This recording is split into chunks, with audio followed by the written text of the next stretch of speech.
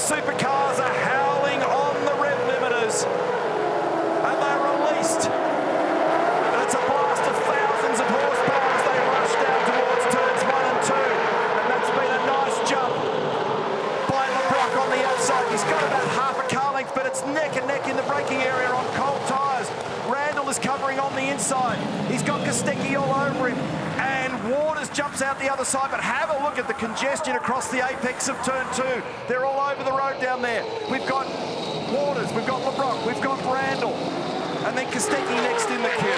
There was one car right over on the inside of turn 2, around the inside of the curb, and they made about 5 or 6 positions on the way through there. I'm not sure who it was, we'll catch that in the replays, but that was a pretty lively exchange. In fact, Thomas Randall probably got the best start of the first 4 cars.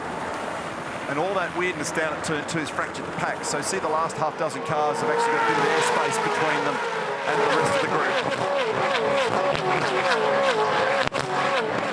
They'll be pretty handsome through there at the moment, but it won't stay that way group-wise as the race progresses. Courtney's grabbed 5 spots in that opening lap. Golding up 4, Percat up 4. So there's been some real winners in that lively exchange. And back further by a fair way is Shane Van Gisbergen. Follow that story up for you. We can see Declan, and then there's just the first glimpse now of Van Gisbergen at the back of the pack. So must have made a small error somewhere to give away all that margin. So is there more to the story on the replay here? And there is. So he's been tangled up there, I presume, with Declan Fraser on the run into the left-hander. This might tell us a little bit more of the story. So he's tried to wander around the outside here.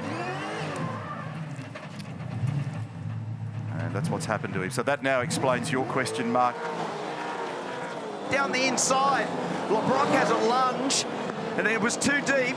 Cam Waters, nice presence of mind, slowed it down, turned back the other way, and it's not over yet. So he'll try to turn back. Randall's played himself into this. So this is pretty cool. There's 3 or 4 cars within 3 or 4 car lengths. But it was a nice lunge by LeBrock. He just couldn't get it stopped at turn 11. Waters and Pye in. So our race leader's done a nice job in the opening stint. Yeah, just to confirm, Scafie, 100% that was 2 tyres only on the back of Waters' car. But let's not forget Anton De Pasquale through his failures yesterday, or the car failures, those electrical failures. He's in the box seat in that 3-stop straight. Oh, what's going on there? What was that? That was ridiculous. Wow. Sorry, Larko. No, you're right. So we'll have a look at this. It's a danger. I'm not sure that there's a rule that covers that, but I held my breath because I was worried about the people that were standing there. So LeBrock had to drive it through an almost impossible crack there to be able to get that job done. That's going to grab the attention of lots of drivers and everybody in race control, and that looks like a little bit of the diffuser off the back of one of the cars, and Waters manages to avoid. Supervisor drivers, debris exit of 8. Debris exit of 8. Race director, oh, gotcha. That was James Courtney that clobbered it. Safety. Yeah, I wondered about that. And straight down the inside, immediate move there by De Pasquale. He's looking red hot today. That car's good, the tyre quality's good, the strategy's good. Got a lot to play for with that team. He's rocketing at the moment, Anton, isn't he? So he's going to get to the lead based on the behaviour of that car and the recent speed of it and the tyre condition, Larko. And Croppo, here's the game in town, right? Anton De Pasquale, he's just come in. BP Racing Fuel, he's put in a nice dump, but not all of it. Here's his 100-litre mark. If I put that there, I can show you, he's got to put about 6.5 seconds of fuel in his car. He's got another set of tyres. He needs to get in front and go like hell and get that 7 or 8 seconds out there, plus his pit stop time. 3-stopper, he's committed. There it is. Anton De Pasquale's now got that lead and off he goes. So he's applying that strongly. And down the inside, Brock Feeney, and he's in behind his teammate. So Brock gets by Scott Pye nicely down there at turn 11. View from onboard Cam Waters' car. He's got a bit of traffic to deal with there at the moment. He's got Shane Van Gisbergen right in behind him. He's got Jack LeBrock just in the foreground. There's a pile of cars in front of them. So plenty of heat being swallowed by Cam's car at the moment, and he's busy. So he's having to work pretty hard there for his lap speed, and actually he's under assault, and he's lost a spot. It could be 2. So the 2 Red Bulls are just able to slide straight down the inside there, and we'll see whether Feeney was able to close that deal, and he has. So that was 2 spots gone instantly for Waters, so that was costly, wasn't it? View from the chopper will tell us a little bit of the story. So he's wandered wide. He's ended up, that's weird contact with Macaulay Jones. Strange. He's that our race weird leader. diffuser, this is the race leader in, Di Pasquale now. So this is an important stop. We think he's only got about 17 litres to put on. And we'll have a very close look, because we understand his tyre bank is in good order. And they should be brand new green tyres. Jack's come with him, LeBrock. Yeah, he's got time in hand here. Hey mate, getting close here, a couple of seconds to go. Go. Nice relaxed stop. This will be a nice turnaround if they can pull this off, but based on all the troubles yesterday, 23 laps remaining. Di Pasquale, Feeney, Heimgartner, Kostecki, Van Gisbergen, top 5 here at the moment. And this battle far from resolved. Very lively here. It was a very different strategy that they played for Brock Feeney early in this race to get him some track position after qualifying further down the order than has been recent custom, and now he's vulnerable down the inside. He's trying to keep the battle alive by squeezing as much as possible, and then it's a return of serve from Heimgartner, who keeps him high and wide at 12 and then clears him. And he's going to get dive bombed at the final corner here. He gives him a little bit of space. Nice work. And he has to open the steering briefly, Heimgartner, and that allows Feeney to just take that spot back. Let's see whether Brock's going to block him this time. He's down there. He's nowhere near up far enough this time. He's given him a bump. He's given him a hit. Now, what he'll try to do this time is do the same thing to him. He's going to fake to the right and flick to the left. And Brock parks it in the middle of the road. Exactly what Andre should have done on the last lap. Now, does he aim up again down the inside here at 11? It's a bump and grind, and he gets it out the other side there for Heimgartner.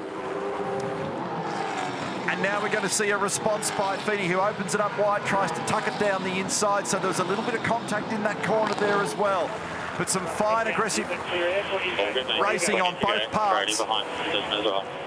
That changes positions now for Heimgartner up into second spot. And that's awkward contact there for Brodie down the inside of Brock.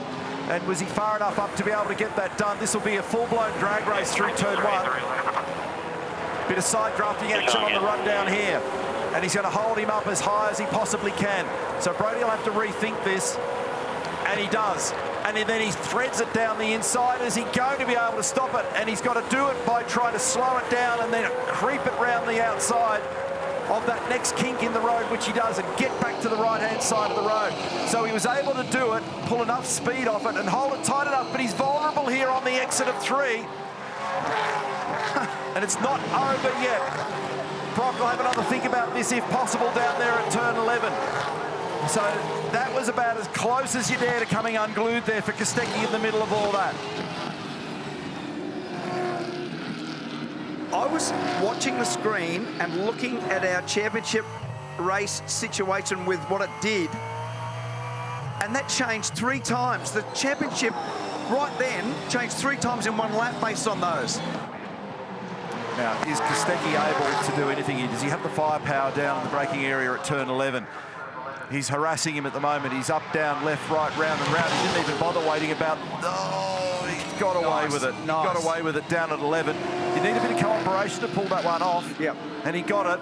And that was an authoritative move. So he was able to pull it off. He's now up into position number 2. He's 8.8 seconds away. And there's the leader going out the right-hand side of frame. Pretty close, these guys here at the moment in the battle between both Shane and Brock. And so, you know, I thought, based on the way he was talking on the radio... Gap ahead to Shane is now 6.5. Based on what he was saying on the radio at the beginning of this race, I thought it'd be a real difficult afternoon for him with no chance of recovery into the top 10. And he smoked that idea, and he's right there at the moment. I don't know whether or not he's intending to have a crack here and see whether he can vault one additional position or whether it's line astern at this point in the day. So 7 laps remaining now, 7.2 seconds the gap between Anton and Brodie. This little battle to be resolved. It's only still 1.8 seconds though between Heimgartner and Brock. So maybe there's a feeling in the garage that he might be a chance to be able to harass Heimgartner before the end. He looks like he's hustling here. Yep. So big time hustle, and he's going to have a lunge down the inside. And Brock won't argue that case. He's given him space and let him go by. So if there's enough energy in those tyres... Okay, let's just see if we can get Andre, otherwise it won't work to give it back. Yeah. So that Why was... do I have to give it back? I just passed him. So a little discussion going on. We said he wasn't racing. They didn't want us to race. What's racing? When he said he was going to push, he started doing burnouts to burn the rears off him. So the little inter-team friction going on there at the moment. So what I was going to get to before we heard all of that in the background is that if he's got enough energy in those tyres and he's able to apply it, he may be able to have a crack at Heimgartner. But what the team have said, give it your best, have a crack, see whether you can get on the podium, but if not, give the spot back to Brock. And Shane's not buying that proposition at the moment. This has been a really impressive drive today. What a hell of a comeback when you stop to consider the extraordinary difficult day that they had yesterday. They had fuel delivery problems. They had electrical problems. They weeded virtually the entire electrical system out of that car, changed everything over, and trying to make sure that they had a reliable car coming into today. They've had great pace, they've had great consistency, they've looked after their tyres, they've come up with a great strategy, and as he lines it up for the final time here, this has been a very impressive performance. Career victory number 9 for Anton De Pasquale, his first podium of 2023, and what a way to do it. And it's the 8th different winner so far this championship season. He's done it. Just having a look here. He's slowed it up and he's let him by. So that will give Feeney the round win, and it will make a difference. We'll give you some championship updates in a second, but that was a big thing for Van Gisbergen at roughly the halfway mark of the championship to relinquish that. Oh, still going on down here between Courtney and David Reynolds at turn 11 though. We're not at the checkered flag yet for these guys. And these fellas are battling at the moment for 17th and 18th position. Let's just recap the results for you now for race number 17 of the championship, the NTI Townsville 500, our 60 metre the Repco Supercars Championship. And a terrific win by Anton De Pasquale to get home from Brodie Kostecki, Andre Heimgartner, Brock Feeney, you just heard from a few moments ago. Shane Van Gisbergen, when you consider he qualified in 25th, to come home in 5th position is a remarkable performance. Then Brown, Winterbottom, Randall, Fullwood and LeBrock, that's the top 10. You can see just outside, Scott Pye didn't quite get into the top 10 in the final analysis. Unfortunately for David Reynolds, obviously didn't have the tyre consistency there either. And the safety car had some play in some of these results for various people. And what a shame for Chaz Mostert. Troubles very early in the game, particularly after the performance that they had yesterday where he was able to get onto the podium. So here's the situation in the champ points. This is pretty cool, isn't it? So we've got 7 points in it at the moment between the two teammates, but it's only 26 back to Brock. Shane's 72 points away from the championship lead. Chaz has hung on to 5th, but Heimgartner, based on that fine result in this race, his 3rd podium in a row, has just moved up 1 spot into position number 6.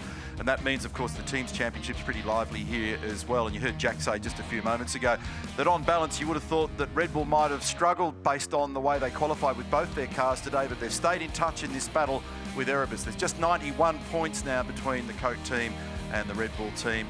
And so that battle is set to continue through the back end of this championship year.